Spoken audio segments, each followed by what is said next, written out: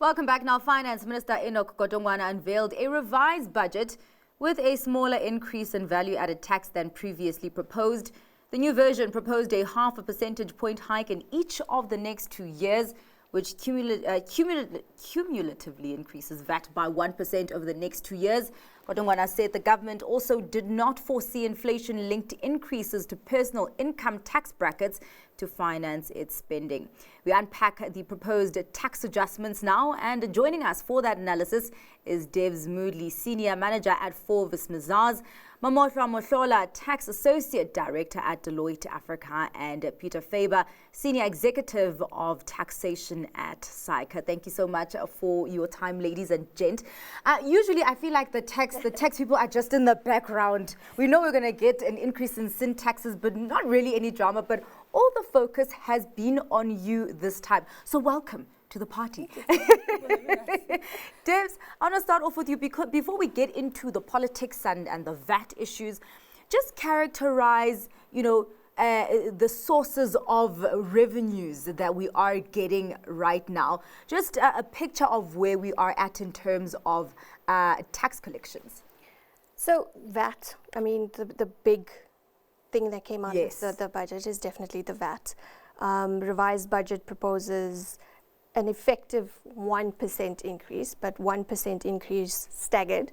So 0.5% on the 1st of May, and then another 0.5% on the 1st of April. So I think the thinking is a bit that 1% now, staggered over a period, is a bit more palatable than a shock to the system of a 2% in the future. So that's what they're looking to get the revenue fund. But what we've also seen is that there's no adjustment to the personal income tax brackets. Yes. So what happens there is we have bracket creep.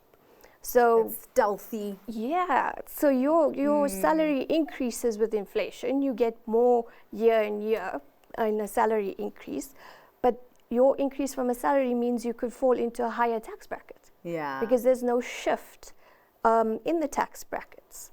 So that's how they're looking to collect additional revenue. Yeah. Peter, I want to come to you. Since we are on this VAT issue, a question that I asked before to one of my panelists was Commissioner Edward Kieswetter a few weeks ago said that a 1% increase in VAT really did nothing in terms of revenue collection. Now we are having another one, but this is over 2 years. Are we actually going to reach the goals that we have set out with this kind of VAT increase? Well, that's a good question in the fact that the Commissioner says, and Treasury have conceded, that at some point raising taxes gets you less. So we look at the taxes. You asked the question, how does it look like? We saw that even currently, VAT underperformed by 16 billion. Yes. But what's strange that personal income taxes also underperformed by 6 billion, notwithstanding all the two-part exits, which I thought was going to be like a good upside. Yes. It was under, corporate tax came in a bit positive, but those two key taxes, which are essentially financing all this additional spending, are the ones that are already underperforming. So the Commissioner says, no, we saw it before. We saw in the previous VAT increase. It didn't realize what Treasury had estimated. We saw that with the continued tax increases. Again, conceded that it doesn't. So I think the Minister is optimistic in his estimations and the impact on the economy. We already saw that. He talked about consumer confidence. I think that's misguided if you look at the debt in the private sector, especially household debt and spending. Saying we're going to go from 0.6 to 1.8, very small numbers by themselves. Very optimistic that we're going to have a threefold increase in 1 year.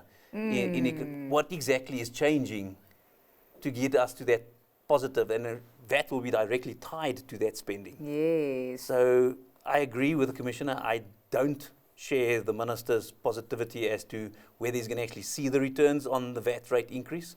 And come probably this time next year, we're going to have to ask again which hole are we going to fill with the under collections, which I think this year was 16 billion under the revised.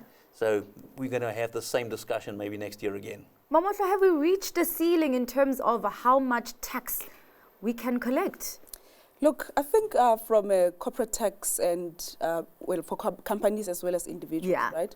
South Africa is the highest tax paying, right? And it takes me back to Pravin Gordhan, Minister Pravin Gordhan's days, where he introduced the Davis Committee, right? And when they were looking at how to close the revenue gap, that was probably the only place where you still had a room to maneuver. So, I mean, if you look at it, and I guess they're going back there to say, you know, is this the only thing that we can play at? And that's their easy way out, because increasing your personal tax will just be shock to the country or, you know, to the economy. But, you know, I believe that we potentially they could be looking at other ways. You do have your wasteful and fruitless expenditure, which is similar, you know, the amount seems to be similar to what they're trying to collect with this VAT increase. So in my view, I just don't think the government is doing enough in making sure that they're collecting with what they have. I mean, looking at, you know, they speak about allocating money to SARS, right, in order to collect. And in my view, that money is probably going to be useful to SARS to make sure that they close their gaps. You know, they probably going to invest in a lot of technology in order to make sure that they, you know, taxpayers are compliant.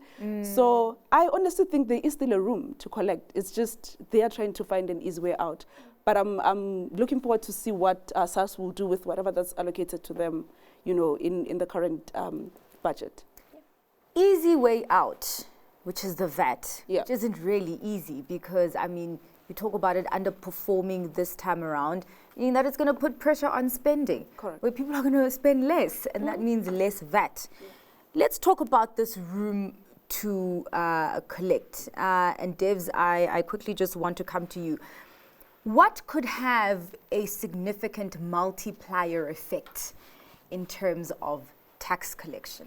So what we've seen SARS do over the years is increase their online platforms and accessibility and making their return process easier for a taxpayer to actually log on to e-filing, fill in your details, and follow that process.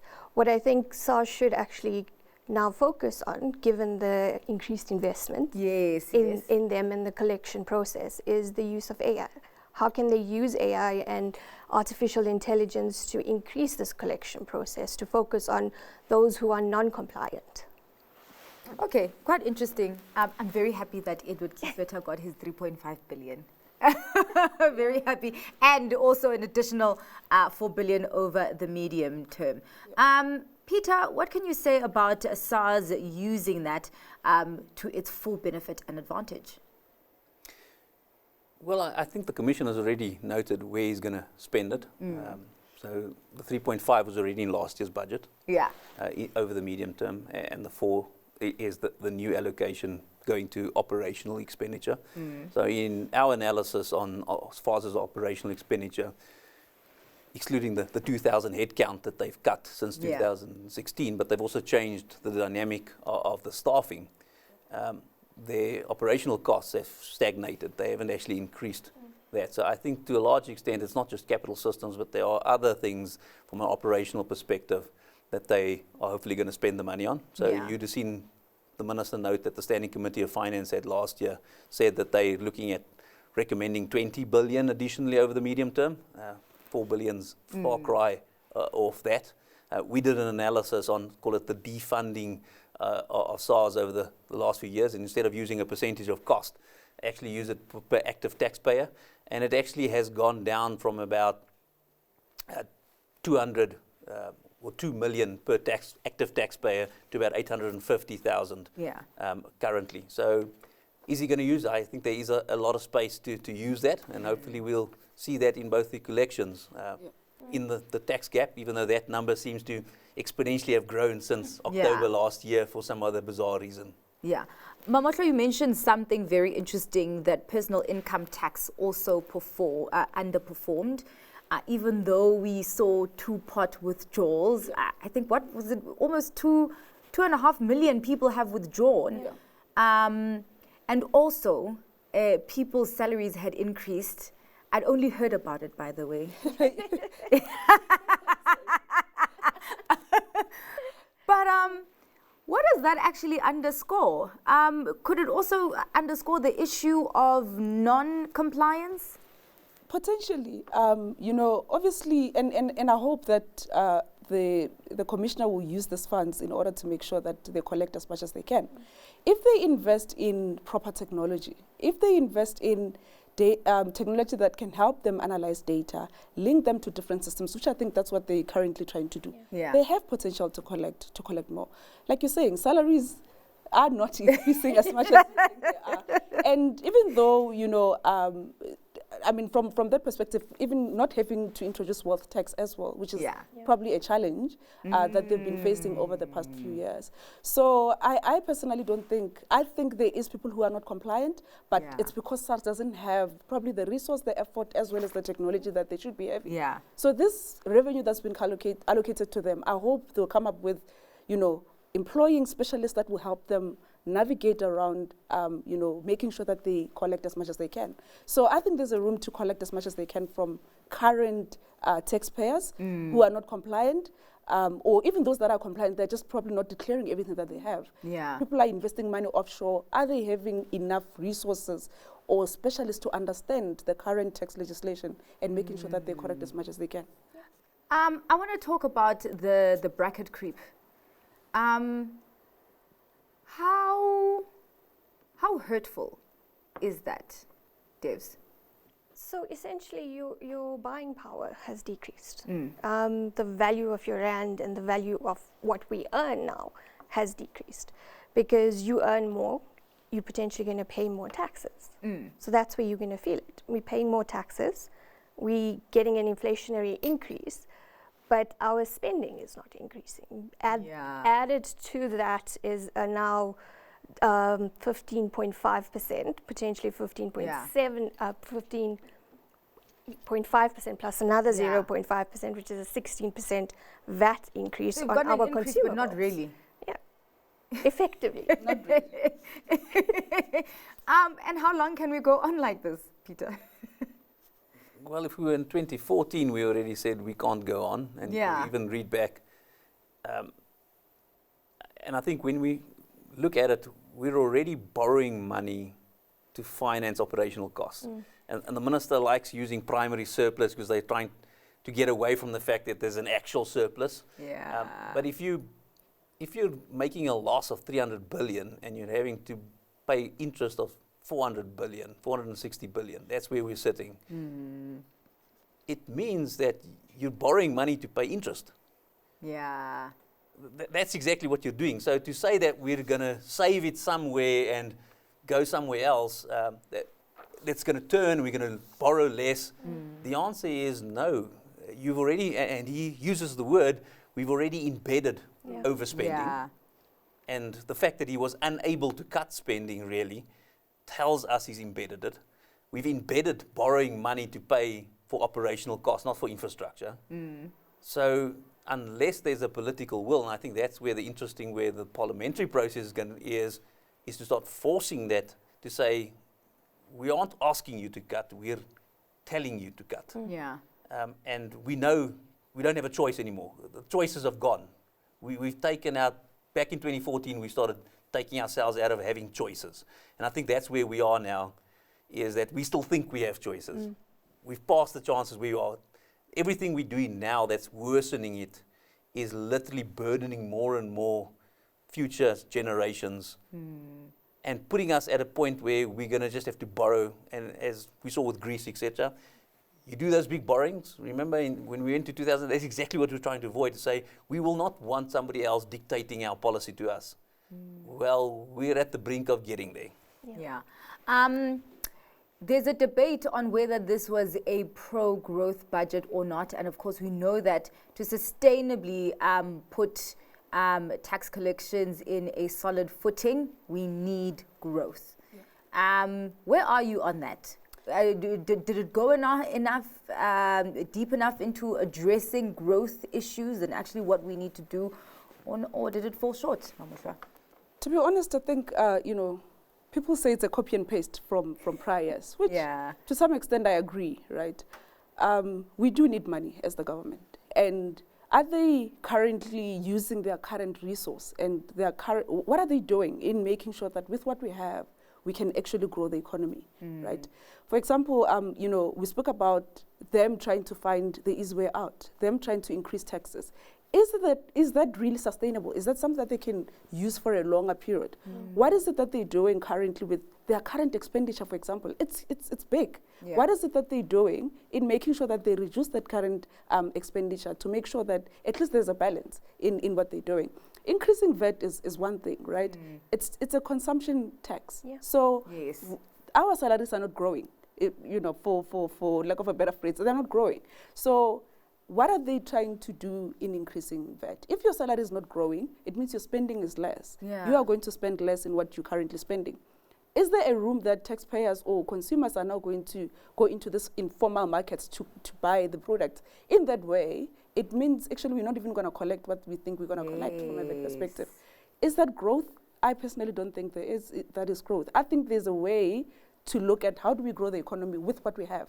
How do we make our tax system better in order to make sure that we are collecting enough?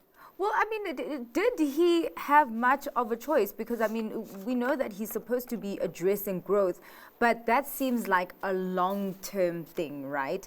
But right now, he's under pressure to actually make sure that he gets these revenues that are needed for the spending priorities that he has tabled. So what kind of balance is there? Did he strike some sort of balance or not, Devs? So I don't think so. I think when the budget got postponed the first time around, there was a lot of excitement around it in that, okay, we're going to see definite change. Yeah. And there's going to be pushback now when there's increased in taxes. So when it was announced earlier today, it was a bit of a, okay, it's much of the same. Yeah. It's quite interesting because usually people will say that a boring budget is a good thing, but it seems like a lot of people wanted more action. Peter, your final thoughts on this? I think you're right in your previous question on was it pro-growth? Yeah. And I think the big debate we're going to see is from a philosophical, can a government spend you into growth? Yes. So if you take government tax to GDP sitting at 24, add provincial levies 27, add local government, we're sitting at nearly 33% of GDP is going to government to spend. Yeah. The last 15 years we've seen government is unable to spend us into economic growth. So beating a dead horse by having more money for government to spend is not going to get us economic growth. At some point they need to realize and give up that they actually have to relinquish that growth element to the other part and actually just enable growth. There's a difference between, so spending on things that enable growth. Yes. They cannot employ more people. Yeah. They cannot, Yeah. that's not their role. That's not their part of, and until we kind of get an agreement, I think we will never get to a budget that is pro-growth. We need to get to a consensus as a country that pro-growth means government's role is A, Yes. private sectors is B, and we work together as A and B. At the moment, it seems that government tries to drive the economic growth through, and specifically through spending. And I think that is where we're currently sitting at a impasse as to how we go forward in making sure that we all agree economic growth needs to happen. It's the how we're currently disagreeing on.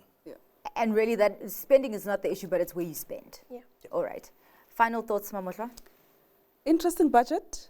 I believe as a country we can grow. I just don't think we're focusing at the right place. The government can sit and look at, like I said, there was the Davis Committee, which I think had a goal. Is there a way that they can come up with a committee right now to help them look at what we have? How do we cut the spending, the expenditure that we have? Yes. How do we stop the unnecessary spending? Is there a way that we can have a room to grow from that perspective?